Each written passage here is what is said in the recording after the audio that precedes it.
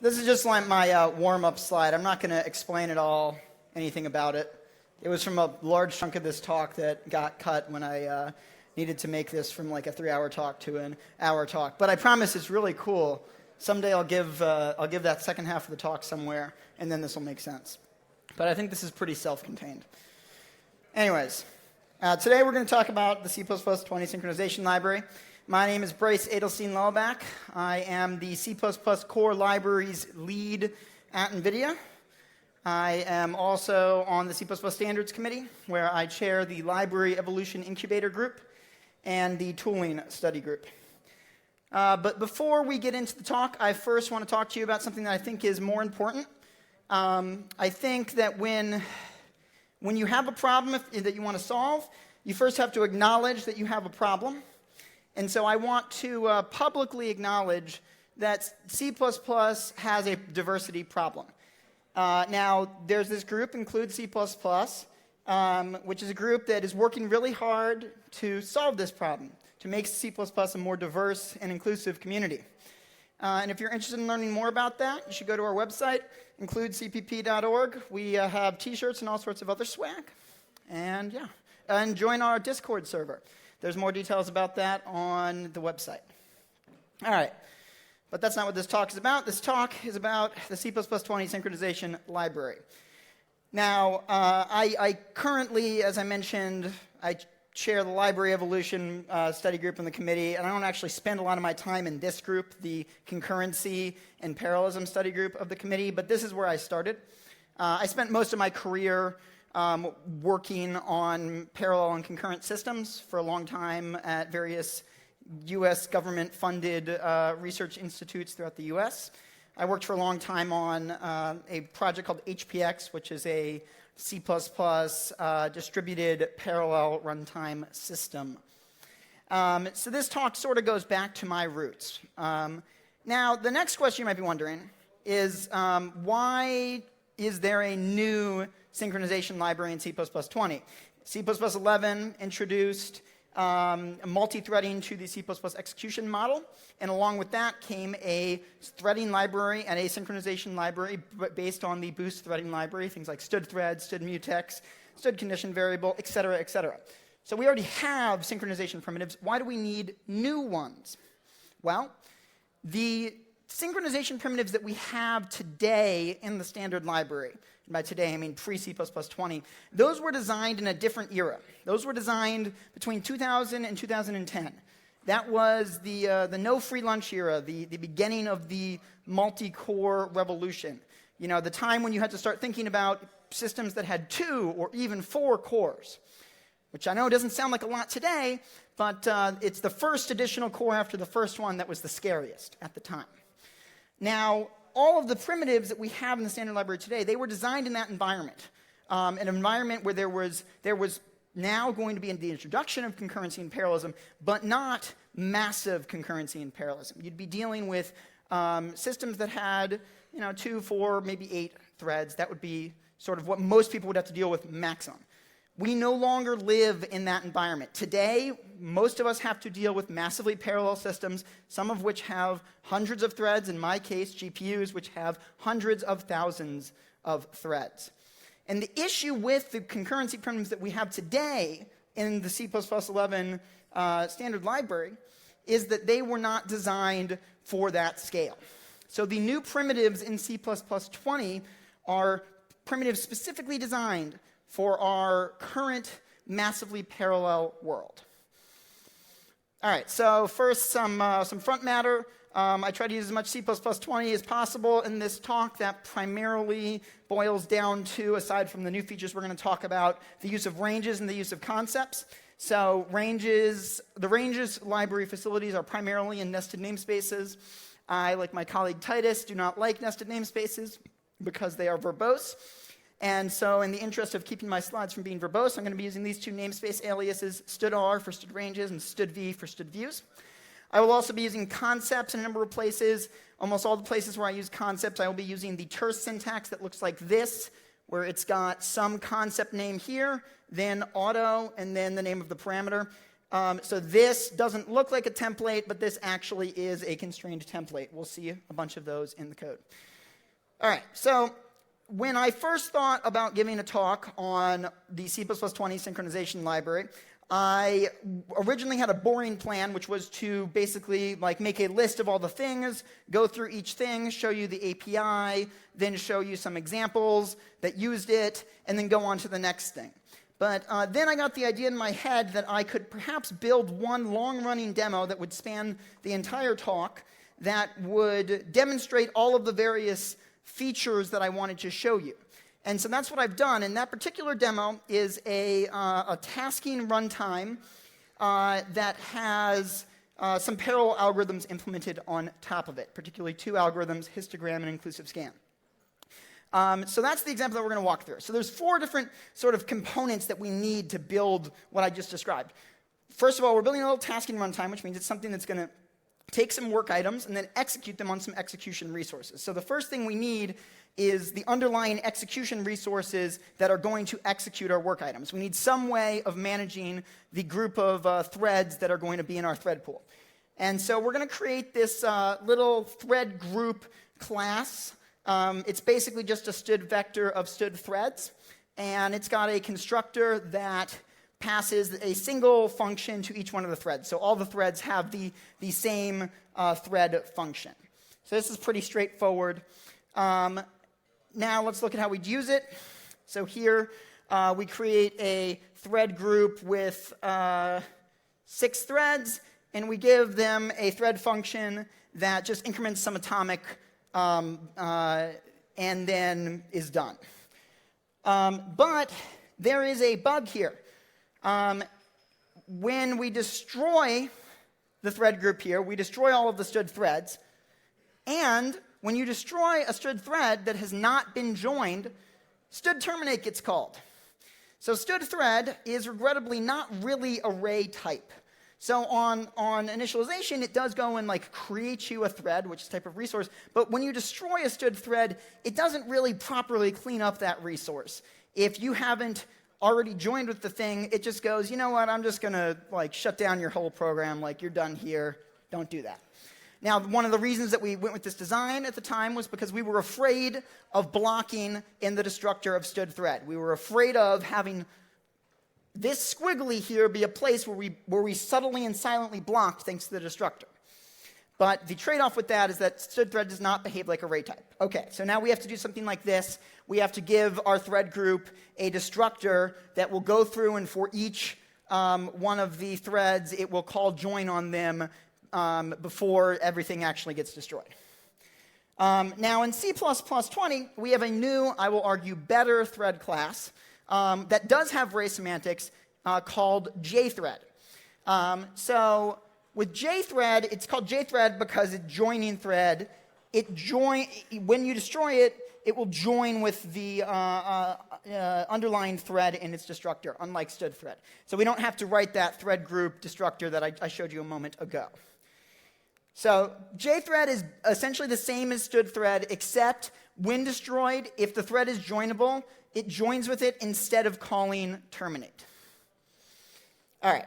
So as I mentioned, we don't need that destructor and thread group. So there's another nice feature of jthread which the regular std thread does not have, which is jthread supports a interruption API.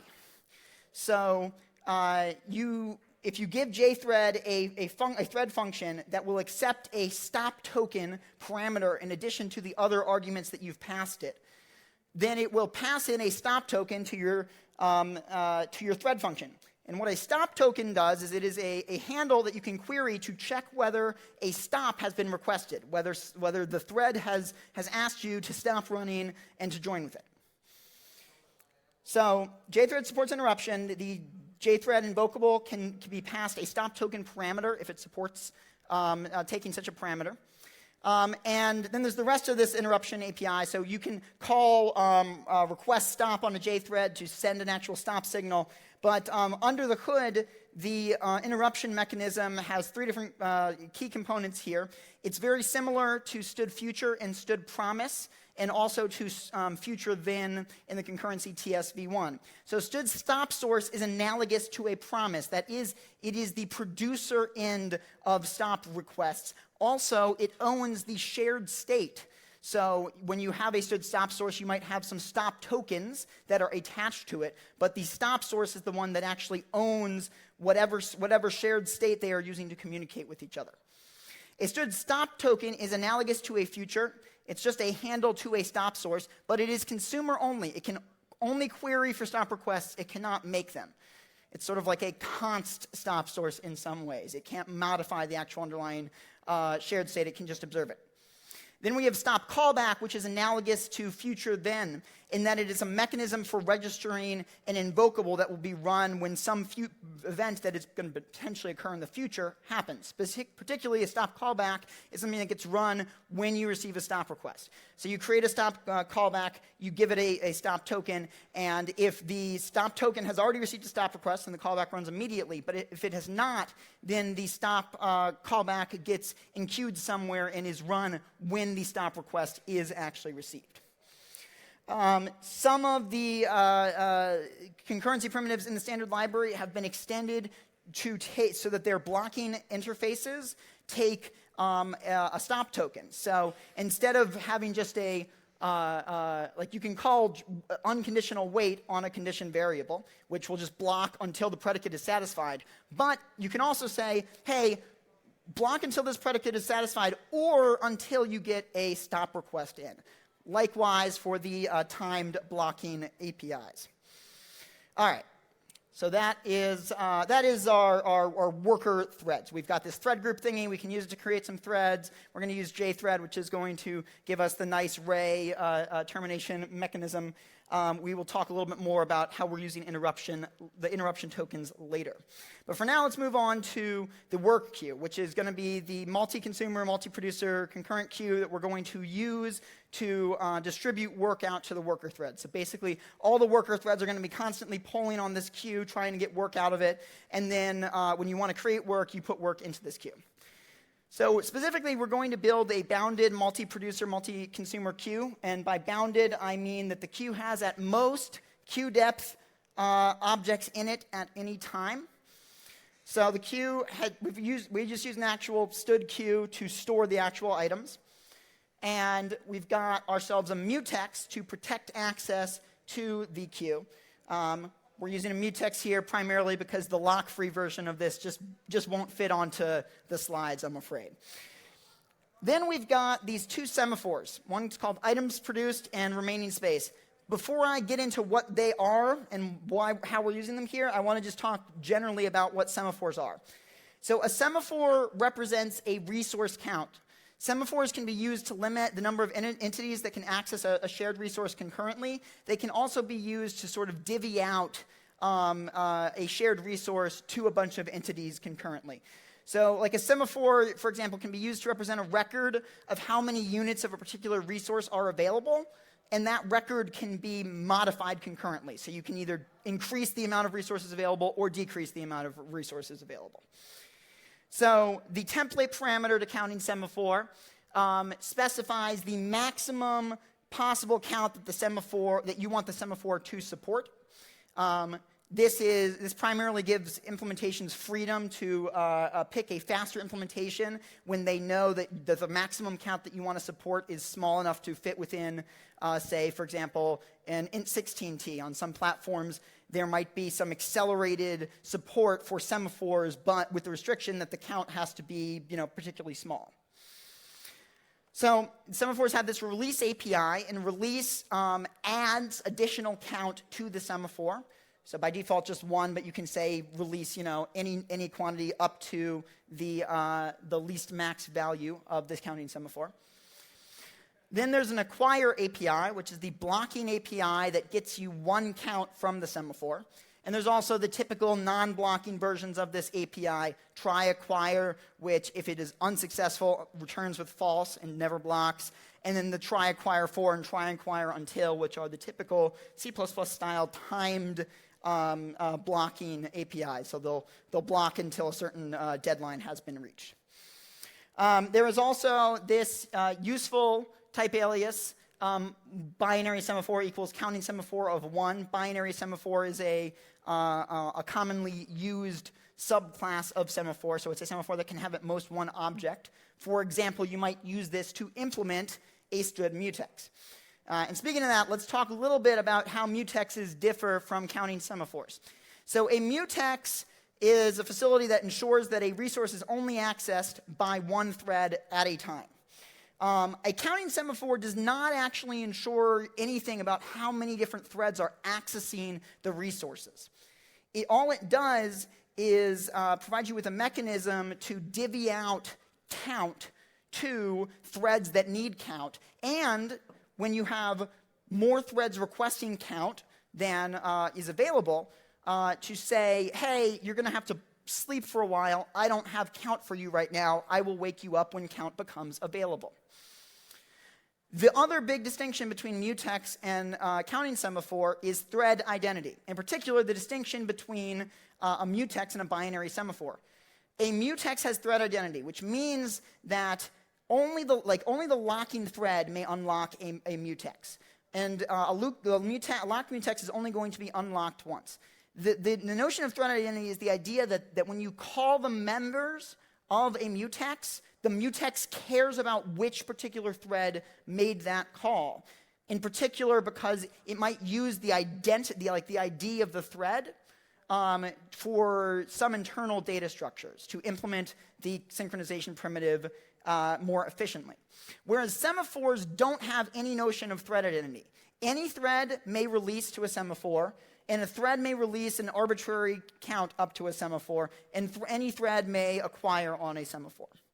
All right, so let's get back to our concurrent bounded queue. So we've got two semaphores in this queue. We've got items produced, which represents the number of items in the queue that are available to be dequeued. And then we have remaining space, which represents how many items can be in-queued. And there is an invariant here that the count of these two semaphores always adds up to queue depth. Because there's at most queue depth items in the queue, so you know that if I've got 0 items there, then I've got queue depth space remaining. Likewise, if the queue's entirely full, then I'm going to have 0 remaining space, but the items produced will be queue depth. Okay, so now let's take a look at the actual operations on this queue. We're going to start off with the production side. So first we have this function push. It's very boring. It takes an object that you want to put into the queue. It locks the item's mutex, and then it just puts the item into the queue, and the lock is released when at the end of the scope there. We use push inside of enqueue here. So the first thing we do in enqueue is we need to acquire a space in the queue. We need to get a count from the remaining space semaphore to know that there's room in the queue for the item that we want to put in there. So this is a potentially blocking call. We may have to wait for a while. But once that acquire call is returned, we know that there's a slot for us in the queue. And we also know that nobody else is going to steal that slot from us. We got that slot. It means that there's definitely going to be a slot there for us. We don't know particularly which slot, but we know that there's one.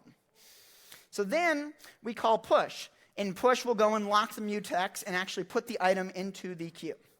Then finally, after the item has been added to the queue, now we need to let any consumers know that there is a new item that they can take. And we do that by releasing to the item's produced semaphore. And that will, if there's some consumer that is blocked waiting for an item, that release there will wake up one of the consumers that is waiting, and then that consumer will go and get the item from the queue. So let's look at that end of things, the pop and the dequeue methods. So we'll start off with pop. Pop is, again, like push, very boring. We just lock the mutex, and then we get the front item out of the queue, and we call pop on it, and then we return the item that we got out of the queue. So dequeue looks like the inverse of enqueue. So the first thing we do in dequeue is we need to acquire an item. We need to know that there is an item in the queue that we can dequeue. And we determine that by blocking on items produced until we get a count from it. And then we go and call pop, and at this point we know that we have an invariant right here that the queue is not empty, which is why in pop we never check for the queue being empty, because we know that it's not going to be empty at this point. So then after we've popped an item out of the queue, then we need to go and let anybody who might be blocked waiting to put an item into the queue, we need to let them know, hey, we've just made some space available for you. And we do that by releasing to the remaining space semaphore. Okay, and then try DQ. It looks a lot like DQ. It's just that instead of calling the blocking acquire, it calls try acquire, and instead of returning a T, it returns an optional of T. And if try acquire fails, it just returns an empty optional. Okay, so you may be wondering, why do we need both a mutex and a semaphore? So we need the mutex to ensure that there's exclusive access on the stood queue. We don't, strictly speaking, need the semaphores, but we're using the semaphores to ensure that consumers and producers sleep until there is either an item available for them or there's a slot available for them to put an item into the queue. So imagine if the queue is empty and we had 200 threads blocked trying to DQ work. And then we insert one item into the queue. We don't want all 200 of those threads to wake up and compete to see who gets that item. And so that's why we've got the semaphore, to limit how many people are going to be awake and competing for access to the queue. But it's entirely possible that, like taking that same situation, that we release like a count of 4 at the same time. And then we need to wake up 4 different consumers and tell them, hey, go get an item. But those 4 consumers, they're all awake at the same time, so they're going to be accessing the queue concurrently, so we need the mutex there to ensure that, that there's no race conditions. So the semaphores here are here to minimize contention in the face of either starvation or oversubscription. All right, so now let's talk a little bit more about stood mutex itself. So stood mutex is a fairly heavyweight synchronization primitive. It's typically implemented using an OS synchronization primitive on a number of platforms. Calling an OS synchronization primitive is very expensive. There's typically a lot of startup code. Typically the call itself has to make some sort of context switch to the kernel or to the service in question. And that can be a fairly high latency. Now, it's typically fairly fair, which is what you want out of an OS synchronization primitive. But they have these high overheads associated with them. And in a lot of contexts, in particular when you're programming a massively parallel system, you want something that's going to be very low latency and lightweight. So let's look at some alternatives to stood mutex. We'll start off with a very naive approach, a spin mutex. So a spin mutex is essentially just an atomic flag where when we want to lock it, we just constantly attempt to set the flag from false to true. And then once that succeeds, we've acquired the lock. And when we want to unlock it, we just set the flag from true to false. Now, this has got the advantage of being low latency. Atomic flag is the only type in the standard library that's guaranteed to be lock-free. And on almost all platforms, that means it's going to be implemented in terms of hardware atomics. But it has a number of downsides, particularly busy waiting. It's going to be very poor under contention, because if you have if we have 200 threads that are all trying to lock this mutex, they're all going to be reading and attempting to set the same atomic. That's not going to be great for your memory system's performance. And this is also an unfair mechanism. We'll talk about fairness a little bit later. So let's look at a slightly better version, which is a spin lock where we use exponential back-off mechanisms. So the particular exponential back-off mechanisms that I'm showing you here are taken from the HPX, the parallel runtime that I told you about earlier, and this is the code path just for x86 Linux. So the idea with an exponential back-off mechanism is that if you failed to set the atomic repeatedly, you yield or sleep and let other threads run for a while instead of just spinning and polling on the atomic. And because you want to avoid contributing to the contention issues.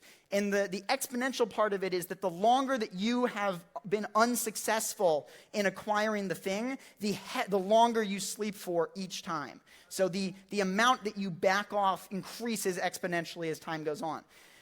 The best real-world example is it's like when you go to the bathroom and there's a really long line in the bathroom, and so you look at the line and you're like, you know what, I'm just going to come back later.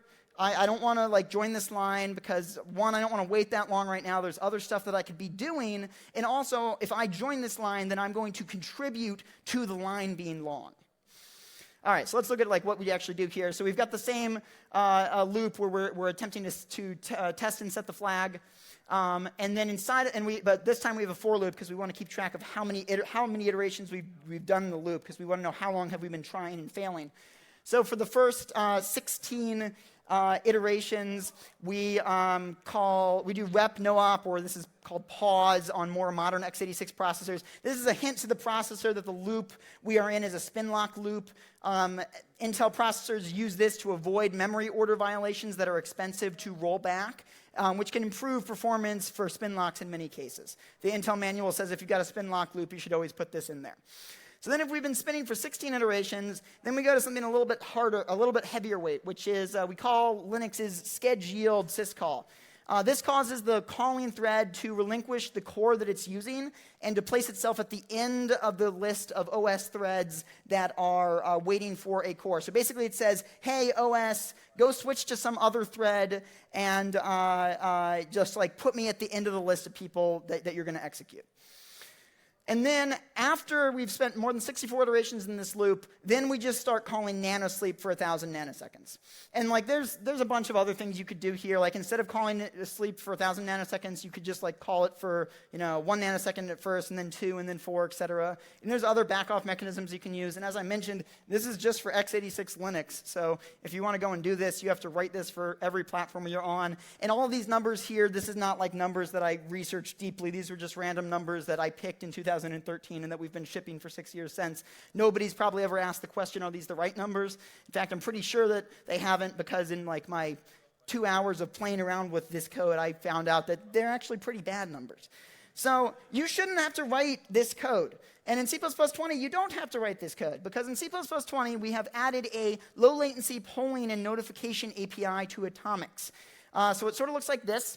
So again, we've got our spin mutox, we've got an atomic flag, we've still got a while loop where we are constantly trying to set the flag from false to true. So this is essentially a cast from false to true. But in the body of the while loop, so if we've failed to set the flag from false to true, then we call flag.wait true. And what this says is wait until the value of this atomic is no longer true, and then return. So this will block until the value of the atomic is no longer true. Then on the unlock side of things, after we have after we've set the atomic from true to false, we call notify one. And what notify one does is it says, hey, go let one of the people who was waiting for this value to change, wake one of them up. So this is not just an atomic flag API. This is also an API on std atomic and on another thing we're going to talk about later. So it actually looks like this. So as I mentioned, there's wait, which takes an old value. So it blocks until the atomic is no longer equal to old. Then there are notify one, which wakes up one thread that is blocking, that is waiting on the atomic. And then there's notify all, which wakes up all of the threads that are blocking on the atomic. Atomic flag also has these APIs. Also, just as a drive-by feature to tell you about, we added a test method to atomic flag because, yes, believe it or not, until now there's been no way to just query the state of an atomic flag. You've only been able to test and set it. So now you can just call test. So there's a number of different implementation strategies for these wait and notify APIs. And if you ask the question, well, what exactly is my implementation going to do? You're not going to always know on every platform, and that's actually a good thing, because this gives implementers a lot of freedom to pick the thing that makes the most sense for the environment that you're deploying in, because your implementer is going to often know what the best option is on their platform. If I want to pick the best option on Mac OS X, I'm going to ask people who work at Apple. If I want to pick the best option on Windows, I'm going to want the Windows C++ standard library team to make that decision, not me. So here's some of the options. These are all the options that are supported in the implementation of this that my team recently contributed to libc++. So you can implement this with OS futexes or condition variables. That works for certain size objects on certain platforms. It's not actually very performant because, as mentioned before, OS synchronization primitives are expensive. So what you can do is you can create a contention table. This is similar to a lock table, which is used for things like non-lock free atomics when you don't want to embed the locks in them. So a contention table is basically just a global table that has like 40 of these things, and every different atomic just hashes like the address that the atomic is located at, and that's how they select which of these to use. And there might be false conflicts, like two different unrelated atomics might end up using the same futex or the same atomic, but that's perfectly fine. So that's one option that you can use to sort of optimize using futexes or condition variables. Now, there's also the timed backoff approach, which is what I just showed you, so like sort of the exponential backoff approach. That'll pretty much work everywhere. And then there's always like the fallback of just doing a naive spin lock, which is the first thing I showed you, with the caveat, of course, that that's going to have terrible performance. All right, so there's still a problem with this, and the problem is that this is not a fair mutual exclusion mechanism. So if I have two threads, thread A and B, and thread A begins the sequence of locking this spin mutex, it is entirely possible that thread B can come in and begin locking the mutex, acquire the lock on it, and then go and do its thing and then unlock it, even though it came after thread A. And in the pathological case, it's entirely possible that thread A gets just pathologically victimized, and that thread A has to wait a really, really long time. Like thread B or thread C just keep locking and unlocking this mutex, and because they were the last one to lock and unlock it, they continue winning because they're the one that currently holds the cache line. And so that's not a fair mechanism. It's basically thread B came and cut in line. That's not all right. You shouldn't be able to cut in line, right? Okay, so let's look at an alternative that has the low latency properties of a spin lock, but is also a fair mechanism. So we're going to look at a ticket mutex. So a ticket mutex consists of two atomic counts. There is an in count, which is going to be used to give each locking thread a unique number. And then there's an out count, which is going to track which number currently holds the lock. So let's take a look at the lock function. So inside the lock function, the first thing we do is we go and we ask the in count to give us a number. And we just do that by doing a fetch add on the in count. And then that's our number. And then we enter a while loop here. And the first thing we do in the while loop is we go and load the out atomic. And then we check to see whether the ticket number that we got is equal to the number that we just loaded from the out atomic. And if it's not, then we go and we wait until the out atomic has changed from the value that we just read from it. And then we try again. And then eventually, the out number will be incremented to our number, and then it'll be our turn, and then we will go and return from the lock function. So on the unlock end of things, all we do is we just increment out by 1, and then we just notify everybody. The reason that we have to notify everybody here is because if we just notify 1, we don't know that we're going to notify the right one. We might notify somebody who will wake up and they'll check and they'll be like, well, that's not my number. And then what do you do? So that's why we want to wake up everybody here.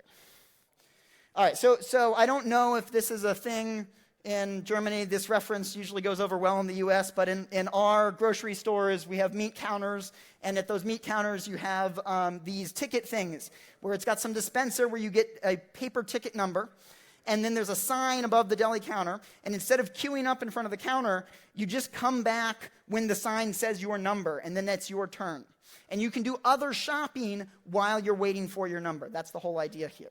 So this is why it's called a ticket mutex. So there's one more optimization that we can make here, which is we don't want these two atomics to live on the same cache line. In particular, because the out atomic is likely to be more contended than the in atomic.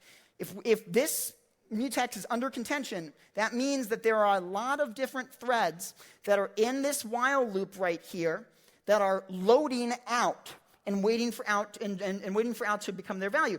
But you'll notice nothing in this while loop touches in right here. We only need to increment in when we begin locking. It's sort of in some ways completely unrelated to out. And so what we want to avoid having happen is that this fetch add right here gets interfered with by all of this, all the memory traffic to out. And this is going to probably be a problem because these two atomics are right next to each other in the class, and so they're going to probably end up on the same cache line. So we'd like them to not be on the same cache line so that atomic operations on each one doesn't affect the other one. So what we're going to do is we're going to use actually a C++17 feature. It's these inline context for variables, hardware destructive interference size and hardware constructive interference size. We're using destructive interference size here because we're worried about conflicting or harmful interference. These are, I believe, the longest identifiers in the standard library. So it's essentially, we gave them this name because we didn't want to say std : cache line size because not all platforms have caches, but that's what it maps to on most platforms. And so we just align each one of these atomics to this particular size, and then we don't have to worry about that. So this is our final ticket mutex. It's quite nice. So we did all that work just so that we could drop in ticket mutex as a replacement for std mutex here. And so now we've got a low latency and fair std mutex alternative that will also behave pretty well under contention. All right, so now we're going to get to the third part of our little runtime system, the last component, the termination detection mechanism. So this might sound like it's like a detail, like it's not super important, but it's actually really difficult to figure out when you can safely shut down a parallel system. Okay, so first of all, we're going to throw our thread group and the queue we just built into a task manager class. We're going to call it bounded depth task manager. So it's got a queue of function objects, and it's got a thread group of threads. And then it's got some members, and we're going to talk about those. So the first one we're going to talk about is process tasks. Process tasks is the thread function that each one of the worker threads will execute. It's quite boring. All it does is in a while loop, so it gets past a stop token, as we talked about before. So the J threads in the thread group, they pass in the stop token to this function when they're created. And then we're in this while loop, and we just pull on the stop token and keep asking the stop token, hey, have we been asked to stop? And if we haven't, then we just dequeue work from the queue, potentially blocking if there's no work items in the queue, and then we execute that work. So the work in the queue are function objects, which is why we have two parentheses here. The first one is for the function call to dequeue, and then the second one is just calling the function call operator on whatever item we dequeued from the task. And so then in the constructor, we just call the thread groups constructor with however many threads we want, and then we pass in process tasks as mentioned. All right, so let's look at how we'd use this. So here we are creating a bounded depth task manager that has a maximum queue depth of 64 with 6 threads. And then we're going to submit 256 tasks to this task manager. Each one of these tasks is just going to increment this atomic by 1. But there is a bug here.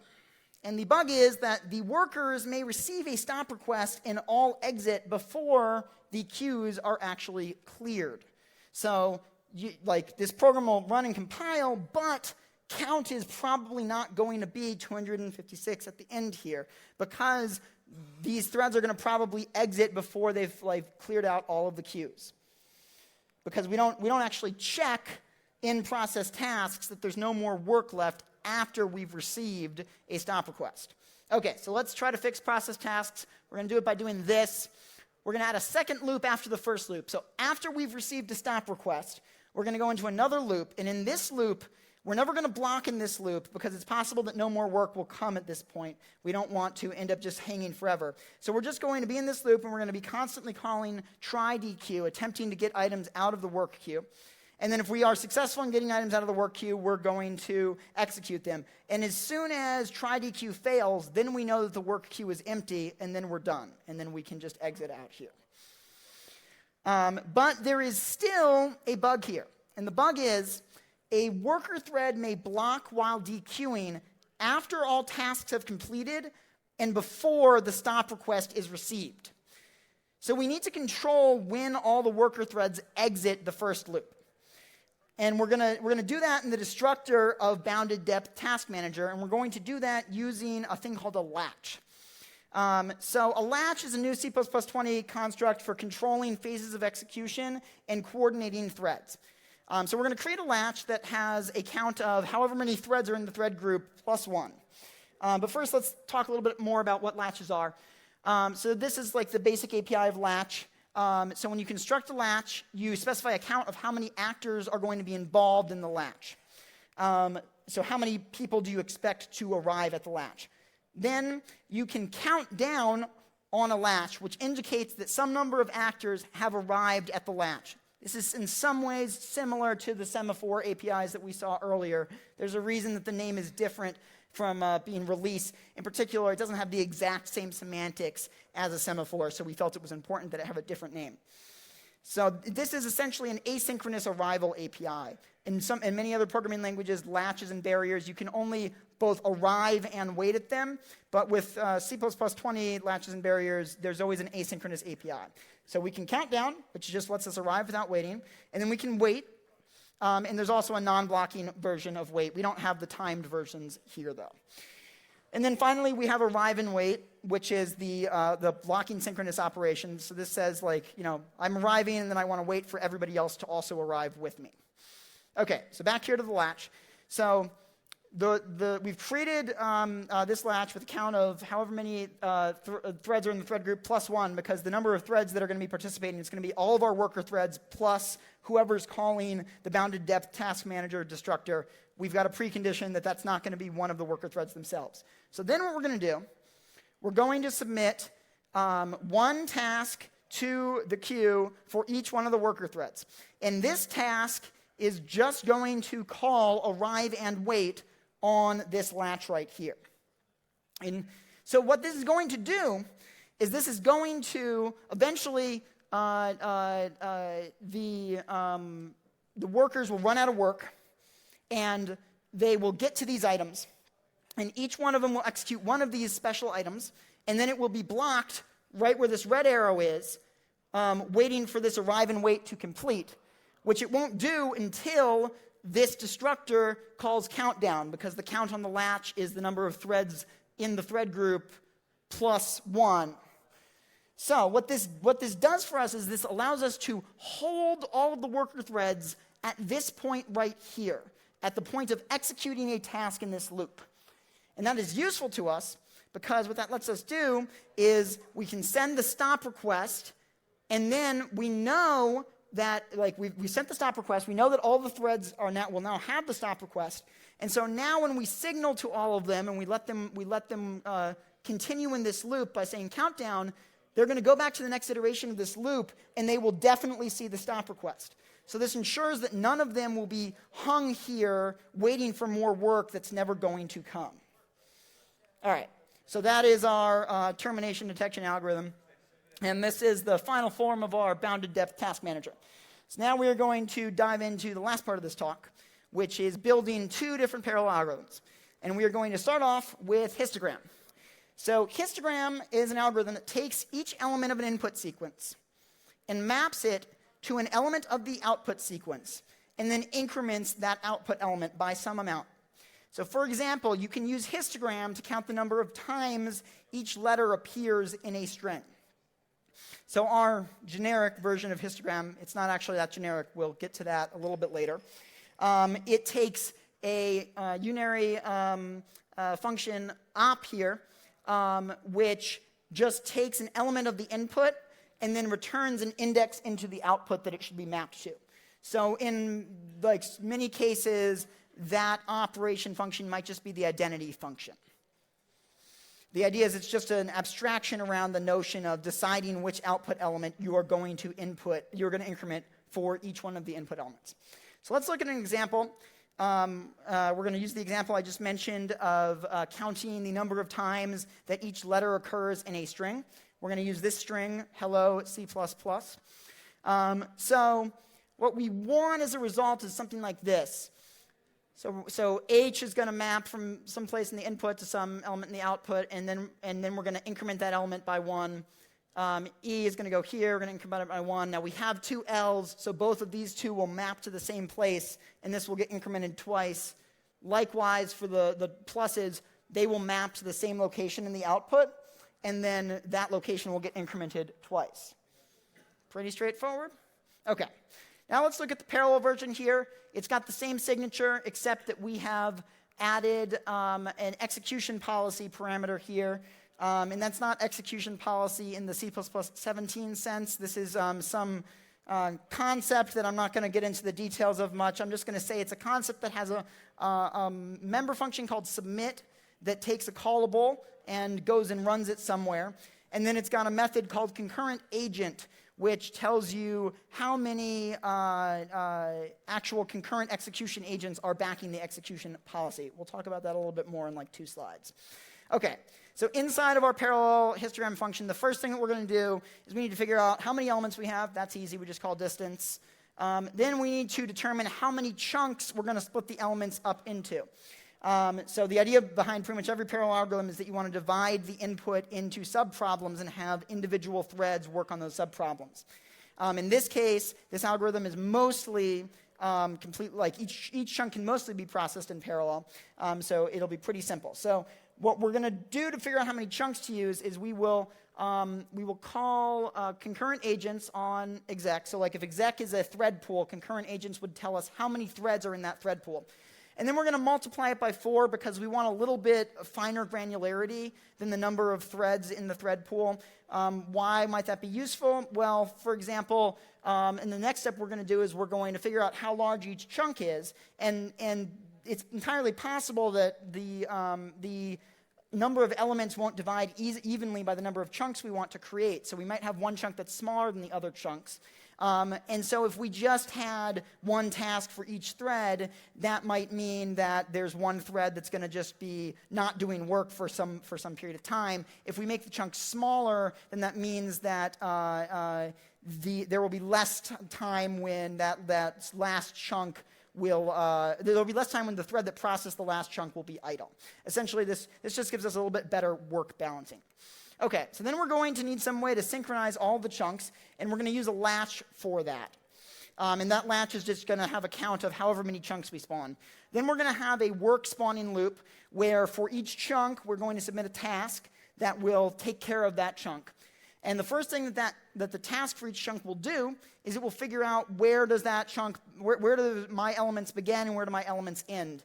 The where do my elements end part, that's where we have to deal with the potential last chunk being smaller than the rest. So what we do is we check, is the end that you would compute like on your own smaller than the actual end of the elements or the number of the elements, and if it is, then you use that. Otherwise, you use the end of the elements and you truncate the size of the last chunk.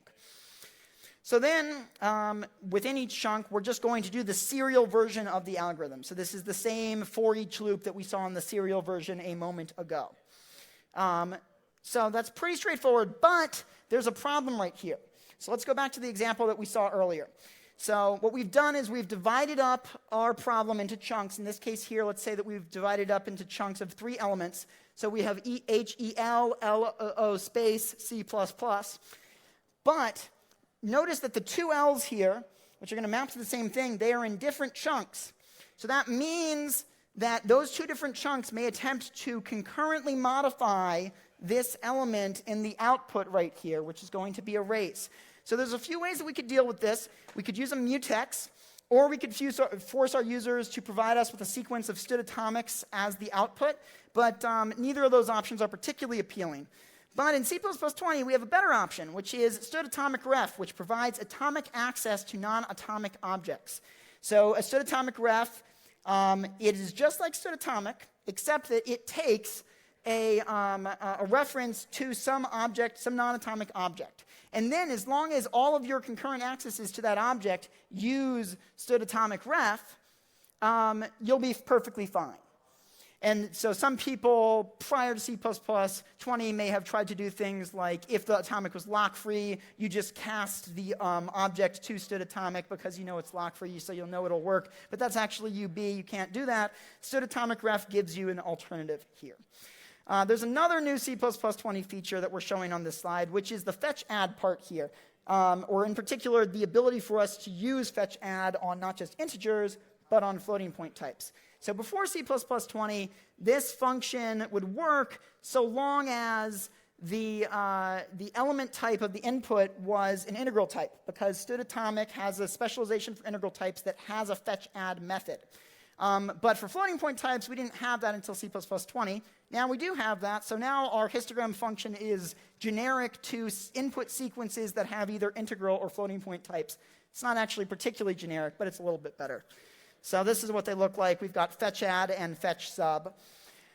And then the last thing that we're going to do within our the tasks that we're submitting is we're going to count down on the latch, and then back in the main body of histogram, which spawned the work, we will block on the latch to wait for all of those work items to complete. And that is our parallel histogram algorithm. Okay. So now let's look at one other algorithm, which is inclusive scan. Inclusive scan is a C++ 17 algorithm that takes an input sequence and assigns the sum of the first n elements into the nth element of the output sequence. It's very similar to std partial sum, which has been in C++ longer. The difference is that std partial sum mandates a specific order in which the operations have to happen, which prevents it from being parallelized.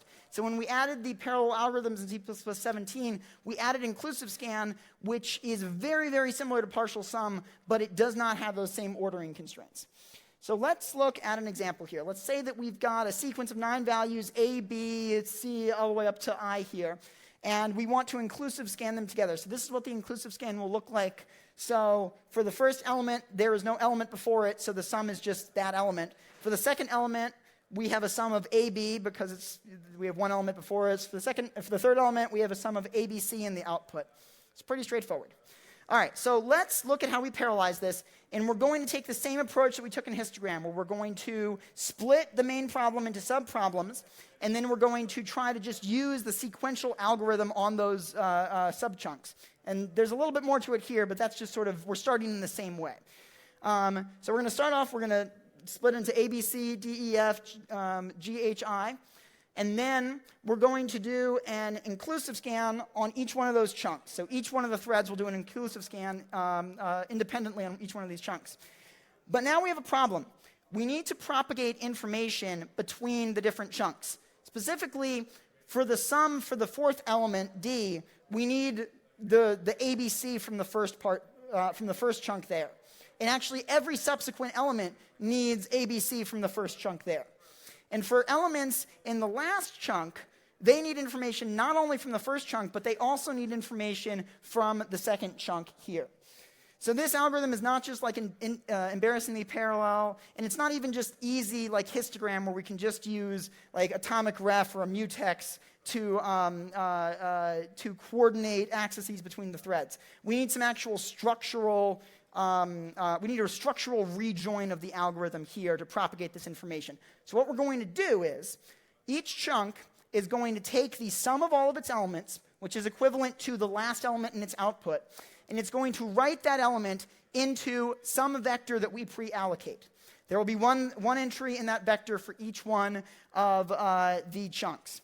So the first element will be ABC, the second element will be DEF, third element will be GHI.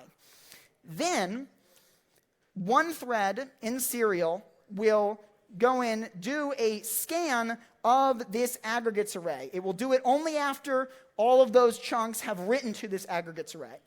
So it'll do this scan in serial, and that'll give us this in the aggregates array. We'll have ABC in the first entry, ABCDF in the second entry, and the sum of the entire sequence in the last entry. So this has now given us the information that we need. In particular, the green box in aggregates, that's what the second chunk needs to add to all of its elements. The orange box in aggregates, that's what the third chunk needs to add into all of its elements. So now we can split back off into parallel again.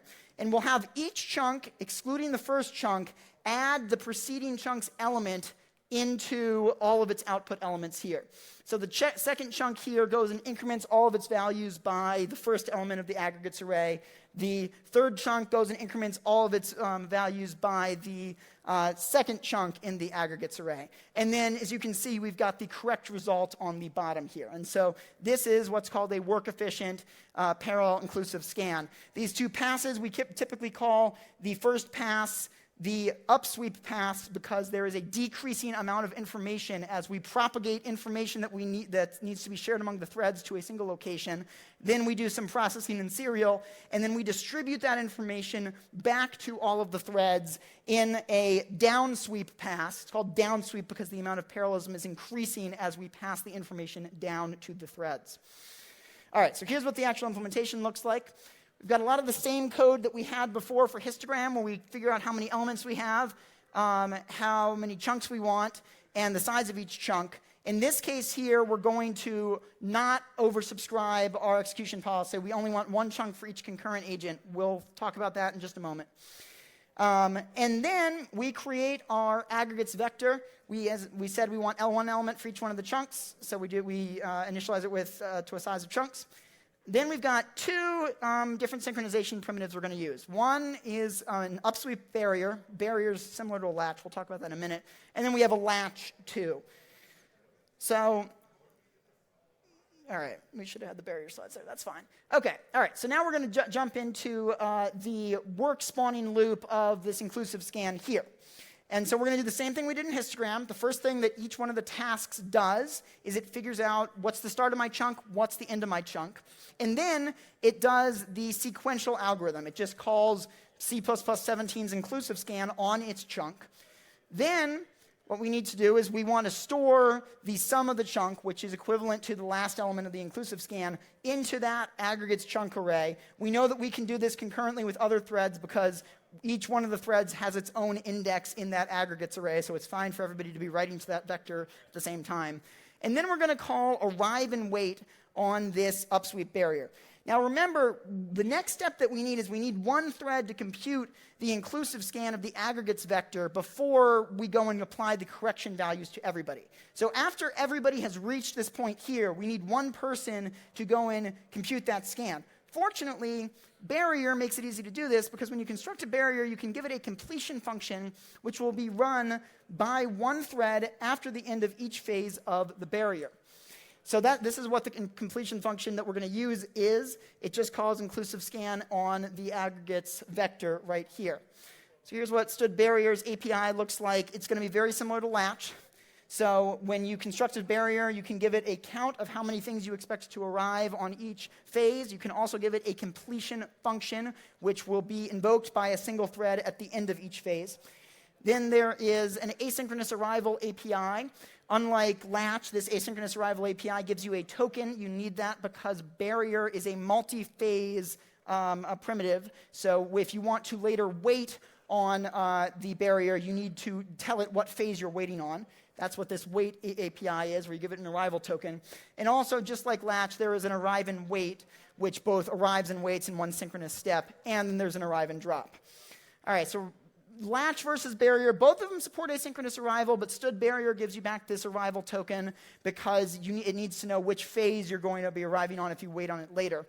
Stood latch is just one shot. It's just a single phase, whereas stood barrier supports multiple phases. So you can keep arriving on it for a second time, even after everybody's come and arrived on it the first time around. The biggest difference, in my opinion, is the question of thread identity. So stood latch has no notion of thread identity. Threads may arrive multiple times on a latch, and any thread may wait on a latch. Stood barrier has a notion of thread identity. A thread may only arrive once per phase on a barrier, and only a thread who has arrived may wait.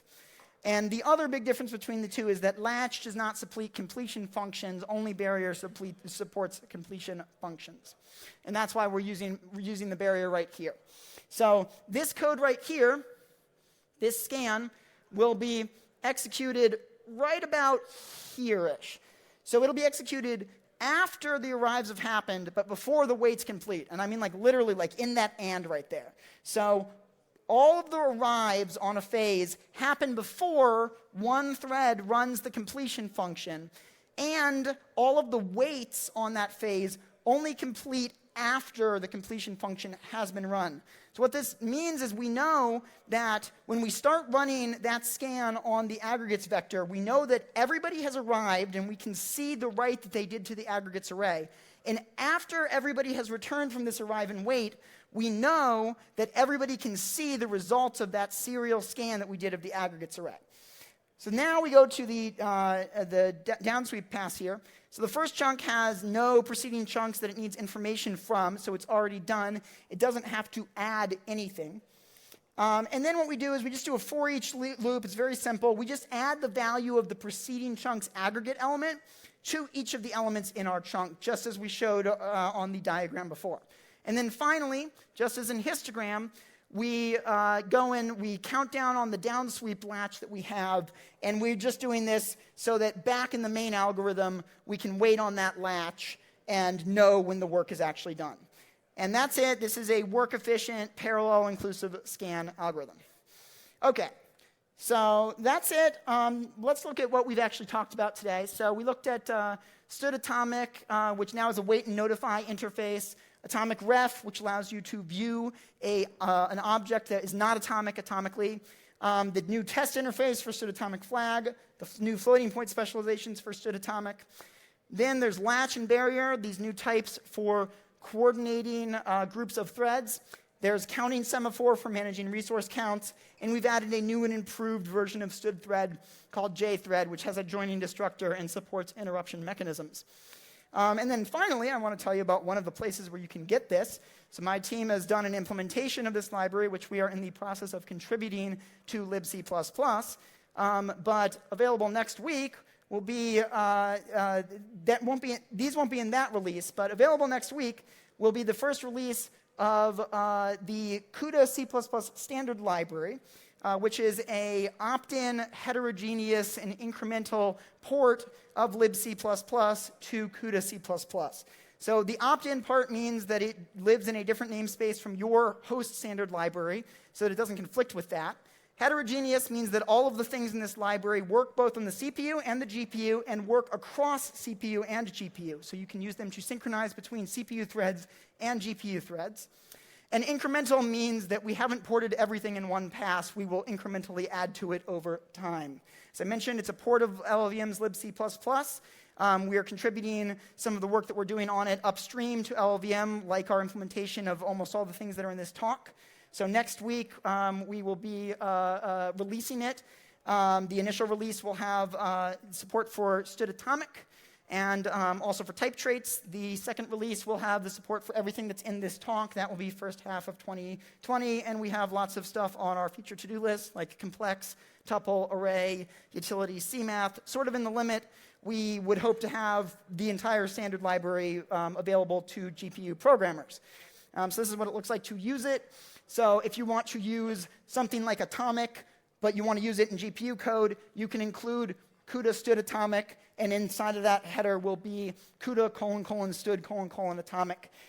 We also have some constructs that we have conforming extensions to, such as, for example, atomic. We have a conforming extension where we add an extra template parameter that lets you say what scope of operations you want the atomic to be limited to.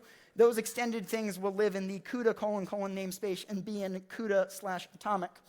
And I should mention that CUDA is the only GPU platform where you can use these sorts of facilities, because it's the only GPU platform that implements C++ parallel forward progress guarantees and also the C++ memory model. It's not possible with OpenCL or SYCL.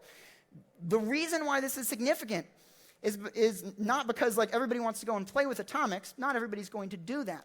The reason it's significant is because atomics and parallel forward progress guarantees are the backbone of many concurrent data structures and algorithms.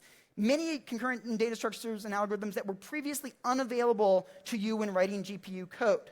So what this library enables is it enables whole wide new ranges of applications to run on GPUs. Things like node-based data structures, concurrent hash maps. So applications that you might not think today are well-suited to GPUs, they are well-suited to running on GPUs, but only on modern NVIDIA GPUs. And that is the end of my sales pitch. We are a little over time, so if you have questions, come and find me later. And yeah.